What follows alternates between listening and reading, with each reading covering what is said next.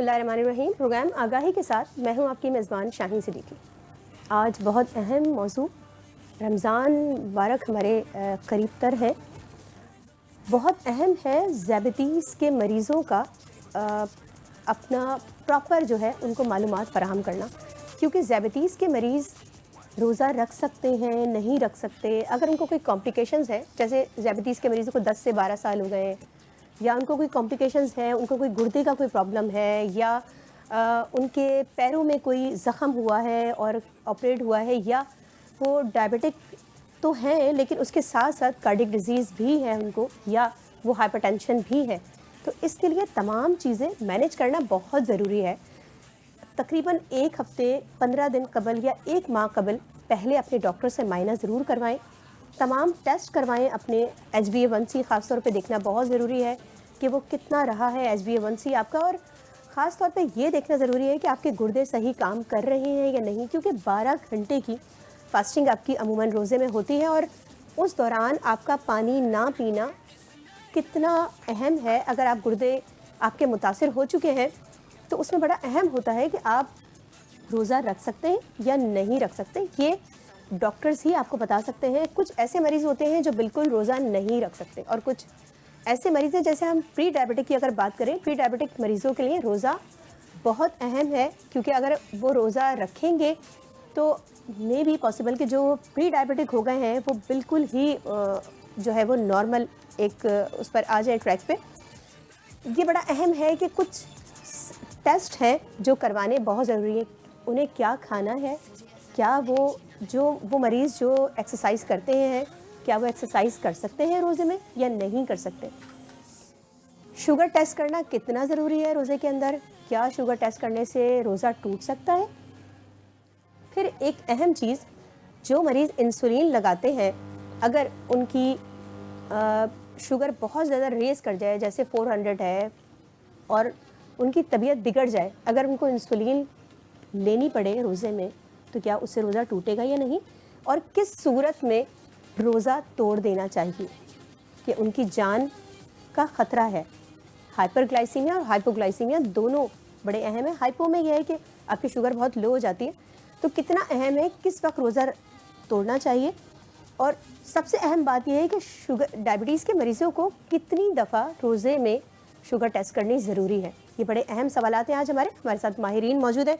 हम माहिरीन का तारुफ करवाते हैं। डॉक्टर साइमा अस्करी हमारे साथ मौजूद है, एग्जेक्टिव मेंबर है पाकिस्तान एंडोक्राइन सोसाइटी की, बकाई इंस्टीट्यूट से ताल्लुक़ है इनका। अस्सलाम वालेकुम। वालेकुम अस्सलाम। दूसरी मेहमान का मैं तारुफ करवाना चाहूँगी, डॉक्टर इरम सुहेल इनका नाम है, माहिर अमराज़ ज़ैबितुस हैं और एग्जेक्टिव मेंबर है पाकिस्तान एंडोक्राइन सोसाइटी की।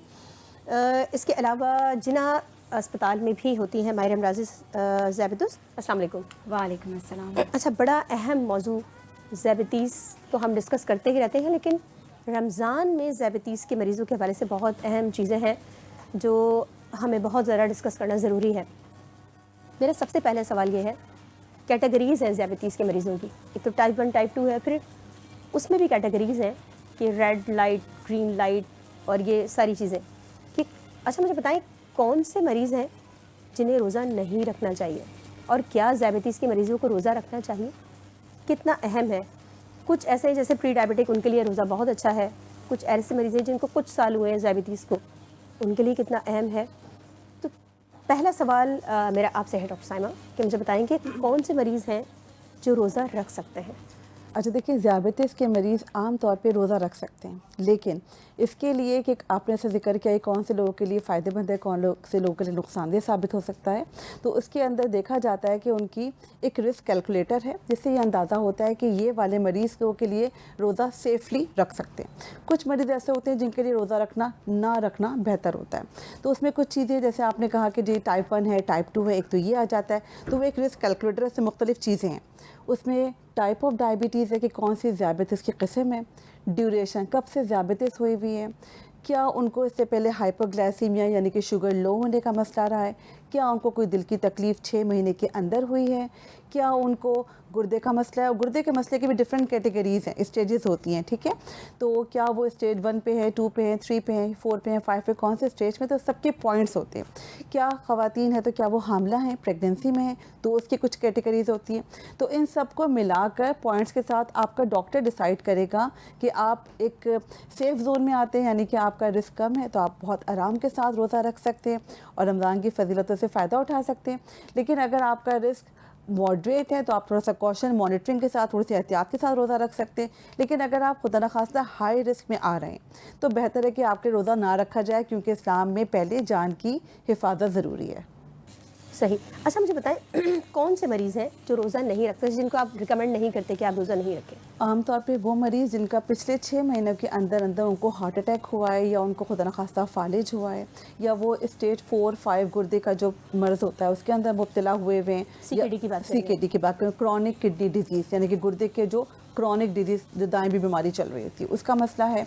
या ये हो सकता है कि उनको हाइपोग्लाइसीमिया रहती है, शुगर लो रहती है उनको, ठीक है, और उनको ख़बर भी नहीं होती। बाज़ औक़ात होता है कि हाइपोग्लाइसीमिया अनअवेयरनेस हम इसे कहते हैं कि शुगर लो हो गई और मालूम भी नहीं हुआ।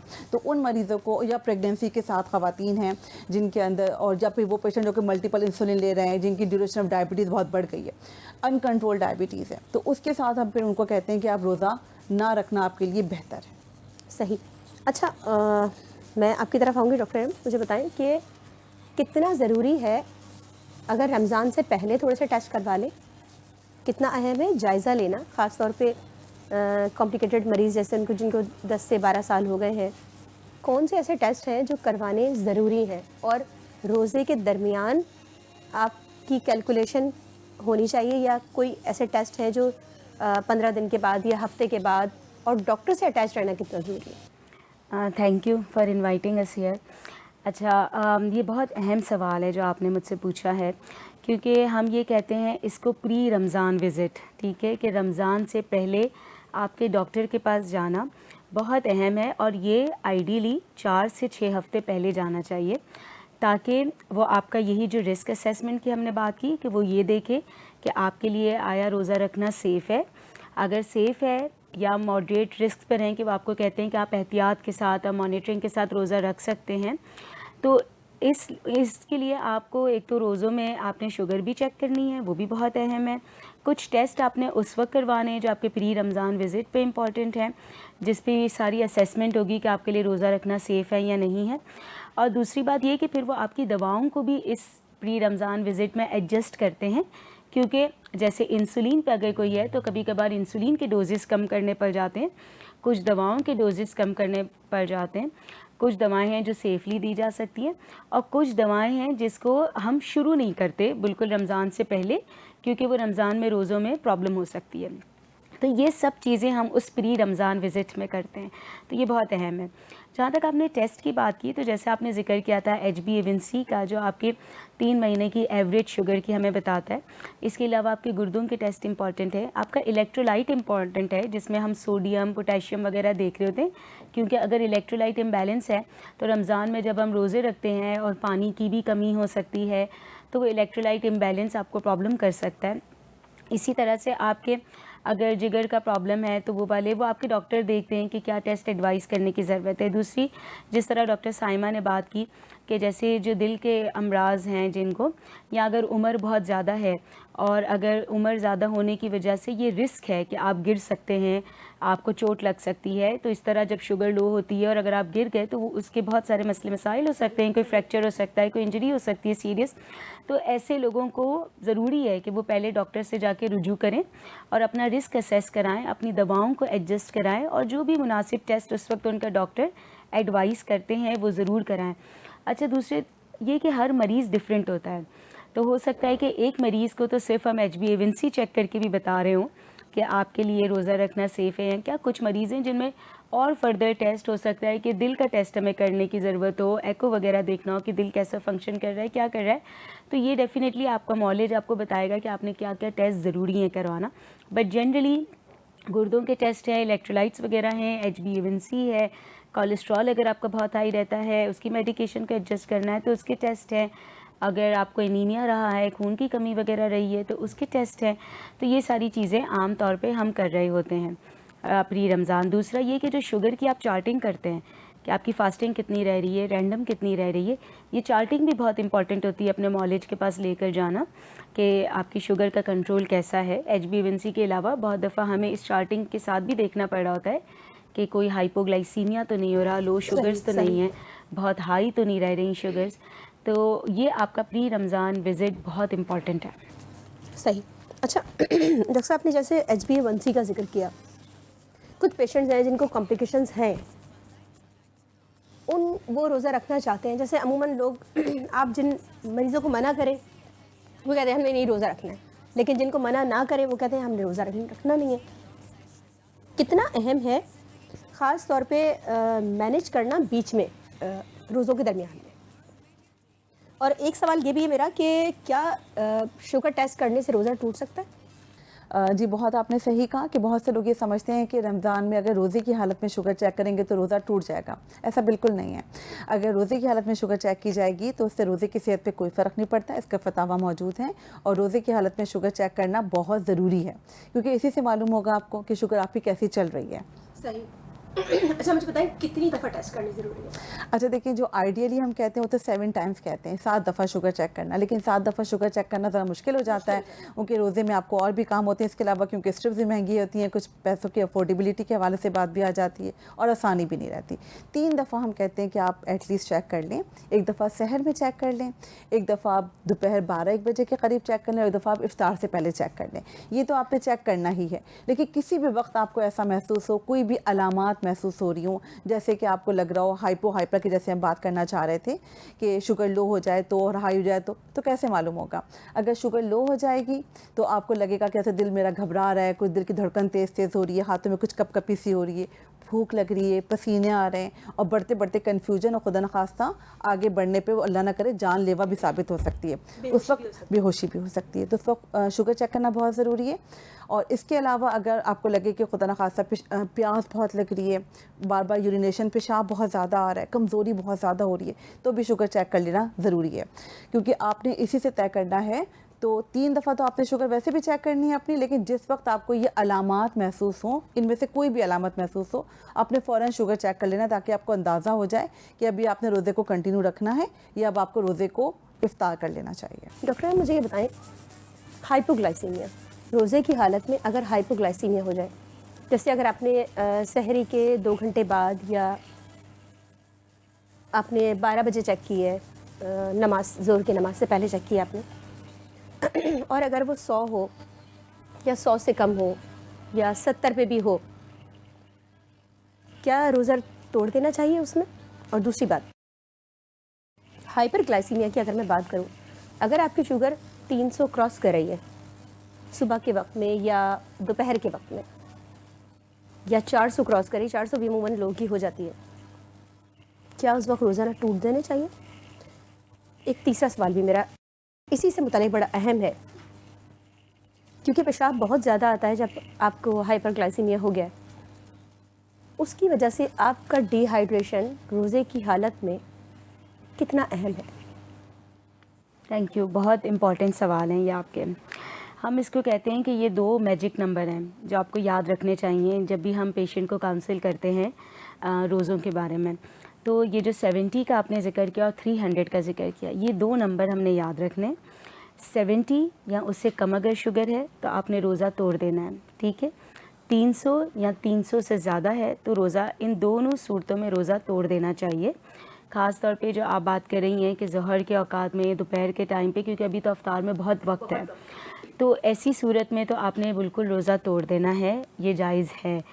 क्योंकि ये जो हाई और लो शुगर है, इसकी बुरी कॉम्प्लिकेशंस हो सकती हैं, आप बेहोश हो सकते हैं, आप कुछ कॉम्प्लिकेशंस होती हैं शुगर की, जैसे कीटो एसिडोसिस वगैरह है, अगर बहुत हाई शुगर है आप उसमें जा सकते हैं, उसमें मरीज़ जो है वो बेहोश होकर ICU तक पहुंच जाते हैं, तो बड़ी सीवियर कंडीशन हो जाती है। तो इवन अगर बहुत हाई शुगर है या बहुत लो शुगर है, इन दोनों सूरतों में रोज़ा तोड़ देना बेहतर है। तो इसीलिए जो हमने बात की कि मॉनिटर करना शुगर को बहुत ज़्यादा ज़रूरी है।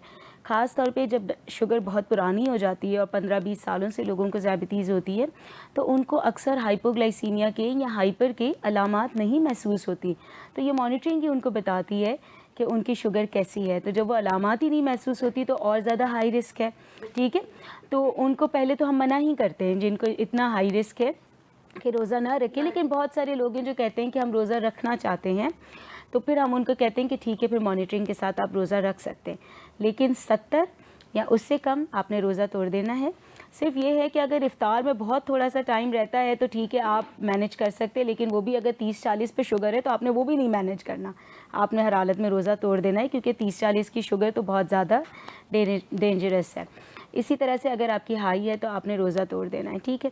जो आपने डिहाइड्रेशन की बात की, ये बहुत ज़्यादा अहम है। इस दफ़ा इस साल तो रमज़ान इंशाल्लाह अल्लाह ने चाहा अच्छे गुजरेंगे, हमारे वेदर अच्छा है, लेकिन ये कि पानी की कमी फिर भी हो जाती है और ये बहुत ज़्यादा अहम है। जब हम इफ्तार भी करते हैं तो हमारा फोकस खाने पे होता है, पानी पे कम होता है। तो ये बहुत इंपॉर्टेंट है कि पानी को अपना साथी बनाएं, क्योंकि पानी जो आपकी रिक्वायरमेंट है 2 से 2.5 लीटर की, वो आपने अफ्तार से लेके सहरी तक पूरी करनी है, ठीक है।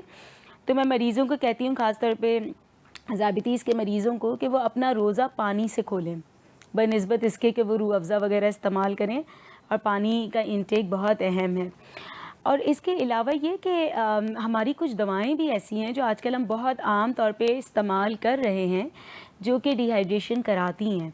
तो ऐसे मरीज़ जिन पे डिहाइड्रेशन का रिस्क है या जो उन दवाओं के ऊपर हैं, उनका और ज़्यादा ज़रूरी हो जाता है कि पानी का इंटेक अच्छा रखें, क्योंकि वो पानी की जो कमी है, ये जो डिहाइड्रेशन है, इसकी भी कॉम्प्लिकेशंस हैं, गुर्दों के भी प्रॉब्लम्स हो सकते हैं, एक्यूट किडनी इंजरी में मरीज़ जा सकता है। दूसरा ये कि ये जो डायबिटिक कीटोएसिडोसिस वगैरह की हमने बात की, ये भी एक कॉम्प्लिकेशन है जो कि डिहाइड्रेशन की वजह से ज़्यादा हो सकती है। ये वैसे तो टाइप 1 वालों को होता है, लेकिन टाइप 2 वालों में भी ये कॉम्प्लिकेशन हो सकती है जब इन दवाओं पर हैं। तो ये बहुत ज़्यादा अहम है कि वो पानी का इंटेक, वैसे नॉर्मली भी लोगों को अच्छा रखना चाहिए, लेकिन ज़ायबिटीज़ के मरीज़ों में बहुत ज़्यादा अहम है कि वो पानी का इंटेक अपना ठीक रखें, और जो उनकी रिक्वायरमेंट है पानी की, तकरीबन 6 से 7-8 गिलास वो इफ़्तार से लेके सहरी का जो टाइम है उसमें पूरा करें।